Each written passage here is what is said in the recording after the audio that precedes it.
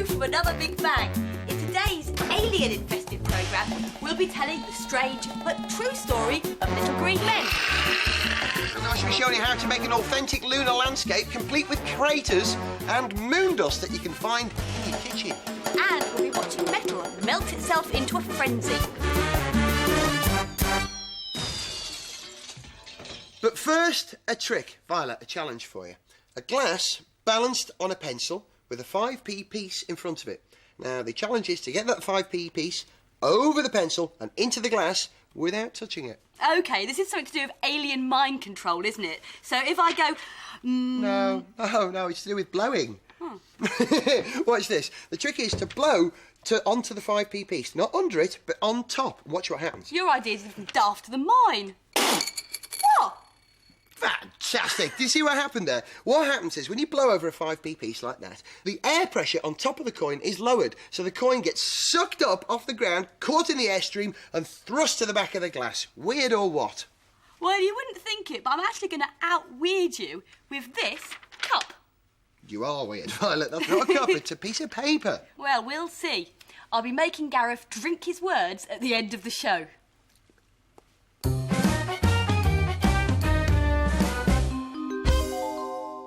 Running a temperature, Cynthia?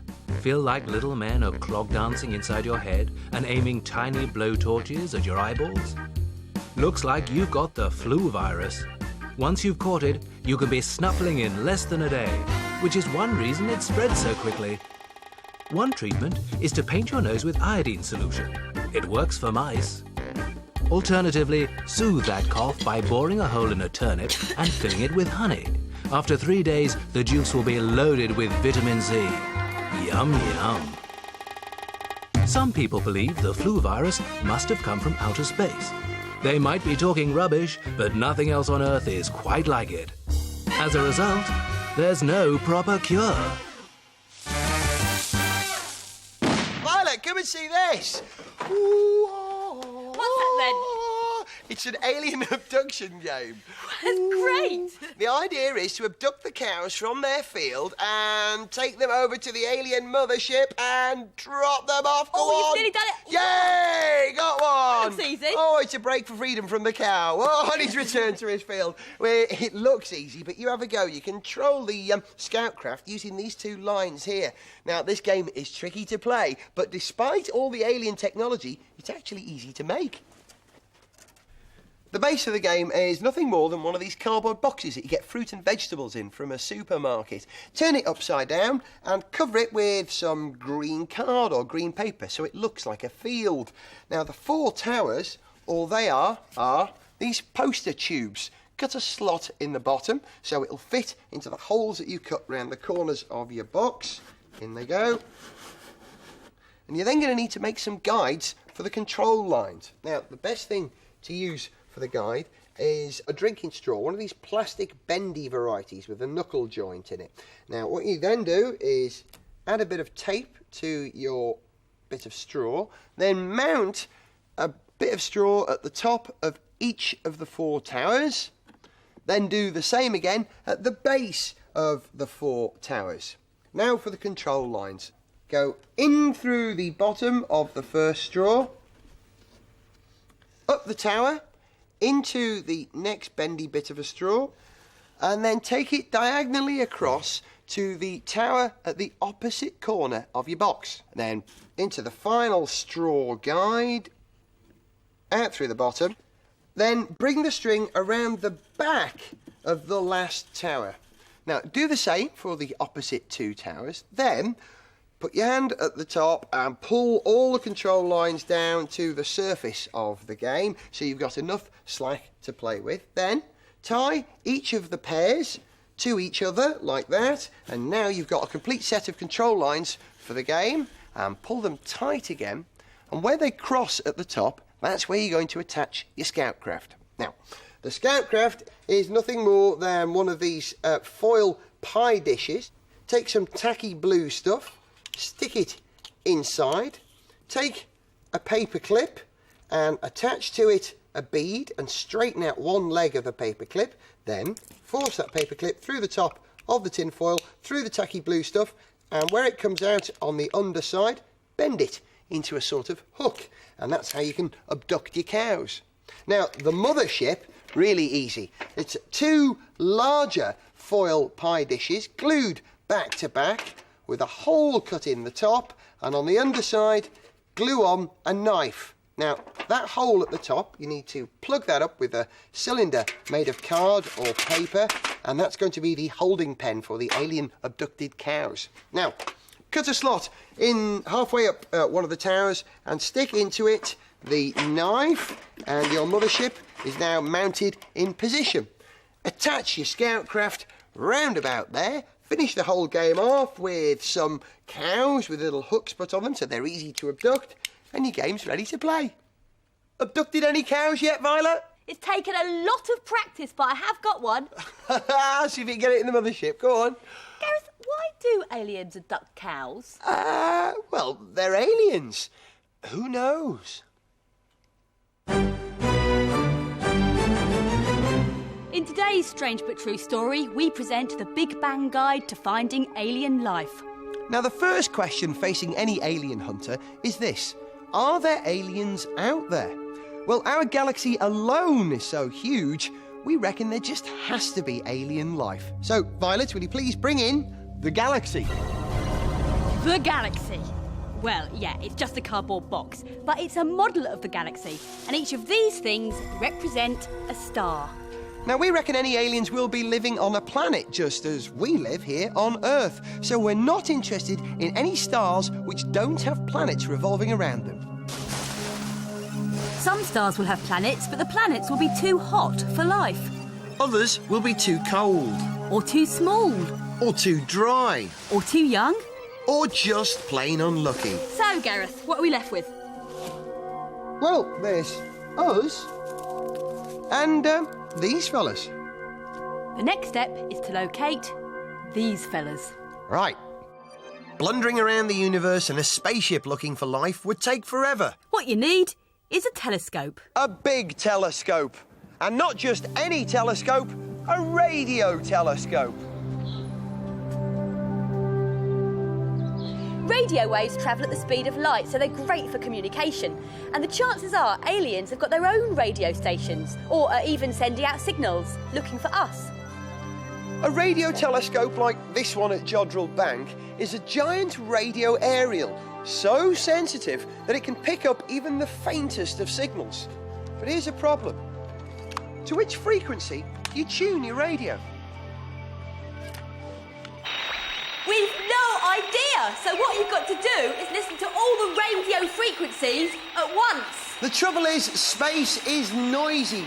Stars, quasars, pulsars, distant galaxies and nebulae all give off radio hiss by the bucket loads. It's deafening. So what you've got to do is sift through all the rubbish until you get to the one radio frequency that is coming from a planet with intelligent life. Next up in our phone-in poll, Earthlings, do they exist? Give us a call right now. We don't want to blow the results, but it's not looking good for the 8 men. So, what you need to do is to record a load of radio signals collected by your radio telescope, filter out all the rubbish, and listen for a radio station or a repeating signal. What we need is a gigantically, stonkingly, massively enormous computer. Or thousands of small computers. And that's where you come in. At the end of the show, we'll give you the address for a website. Go to it and you'll be able to download this screensaver. What the screensaver does is take a chunk of information from a radio telescope and sifts through it looking for alien signals. And with enough small computers involved, all the data can be processed. If you're not on the internet, don't worry, get your school involved. In fact, that's even better. Just think, you could be the person responsible for spotting an extraterrestrial intelligence. It's a little-known fact that planets and moons have got acne. Not just the odd unsightly pimple, but huge, great, big, hulking craters. Now, you can create your own craters and indeed your own alien planetary surface in a box. You can use any sort of box as long as it's deep and then fill it with flour, because flour behaves just like soil, but in miniature. On top of that, you'll need a darker crust, We're using poster paint, but cocoa powder's fine. Now, the next thing you need to create an impact are some meteorites, or in this case here on Earth, pebbles. In space, of course, they're huge hulking rocks. Now, every now and then, one of these rocks, or meteorites, comes hurtling at the planet's surface at enormous speed. A meteorite impact is like a huge explosion which blows away the dust on the planet's surface. Now, in space, meteorites are travelling so fast that they are completely vaporised when they hit the planet's surface. Now, that's not going to happen in your living room, so a good idea is to put your little pebble on a string so you can take it out. And what you're left with are very realistic representations of craters on an alien planetary surface. And they're ready to be colonised. We are landing for colonisation. Get ready to terraform. We name this planet Vega and claim it for the Big Bang. Oh no, meteorite shower! Oh, right direct hit. Run away! The Big Bang Guide to some of the hottest mixes ever. Hot stuff number 1. Steaming. Sometimes making a hot mix is as simple as mixing two things together, like perfectly ordinary sugar. And unusually strong acid, which rips the sugar apart and releases enough energy to produce steam. The steam bubbles up through what's left of the sugar. Yeah. Hot stuff number 2, flaming. These purple crystals contain potassium, a metal, and oxygen. Lots of oxygen. In fact, too much oxygen. They're prepared to throw it all away given half a chance. And here is that half a chance. It's a gloopy alcohol that simply loves oxygen. And I think we ought to get it out of the way.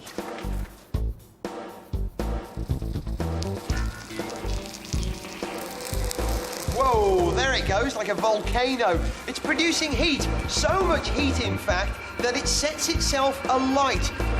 Hot stuff number 3, dribbling.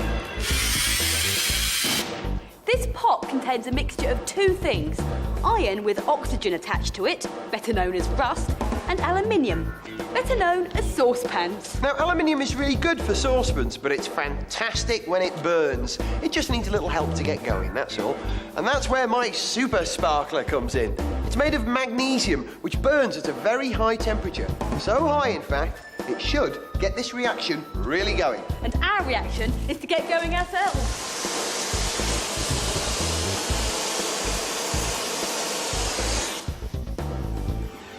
The magnesium ignites the aluminium, which burns even hotter. As it burns, it rips the oxygen away from the rust. That gives off yet more heat, which is enough to melt the iron, which dribbles out. It's at least 2000 Celsius. That's hotter than the average dribble. And that's one of the hottest things you'll ever see.